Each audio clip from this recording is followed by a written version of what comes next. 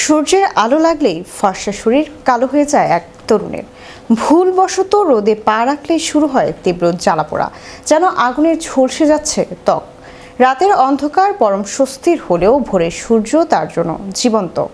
এই বিরল ঘটনা নিয়ে বিস্তারিত দেখুন ডেস্ক রিপোর্টে।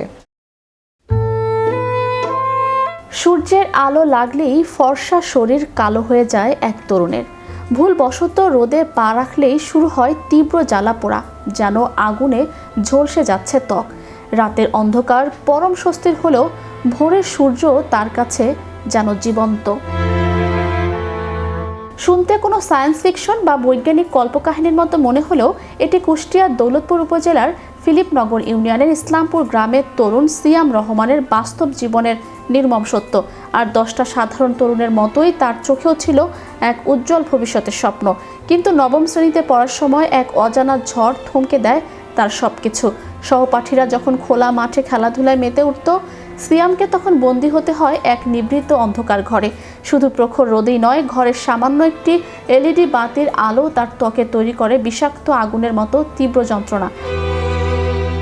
চিকিৎসা বিজ্ঞান বলছে এই কষ্টের মূল কারণ জেরোডার্মা পিগমেন্টোসাম নামের এক অত্যন্ত বিরল চর্মরোগ। পুরো বিশ্বজুড়ে এই রোগে আক্রান্ত মানুষের সংখ্যা অত্যন্ত সীমিত।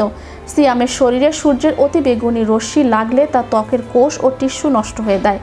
যে রোদ থেকে সাধারণ মানুষ ত্বকে ভিটামিন ডি পায়, সেই রোদই তার ত্বকে সৃষ্টি করে মরণঘাতী ক্ষত।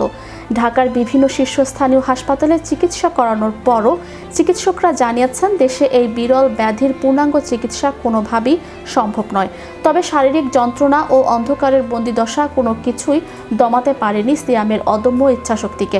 সমস্ত বাধা বিপত্তি পেরিয়ে সিয়াম এখন ঢাকার নামী বিদ্যাপীঠ আইডিয়াল কলেজের উচ্চ মাধ্যমিক প্রথম বর্ষের শিক্ষার্থী। পড়াশোনা চালিয়ে স্বাভাবিক জীবনে ফেরার এক অনন্য ও মরণপণ লড়াই চালিয়ে যাচ্ছে সে। কিন্তু দীর্ঘমেয়াদী এই বিরল রোগের চিকিৎসা এবং দৈনন্দিন সুরক্ষার বিশাল ব্যয় বহন করা তার মধ্যবিত্ত পরিবারের পক্ষে এখন আর সম্ভব হচ্ছে না। নিয়তির কি নির্মম পরিহাস! সিয়ামের বাবা নিজেও মারাত্মক হৃদরোগে আক্রান্ত।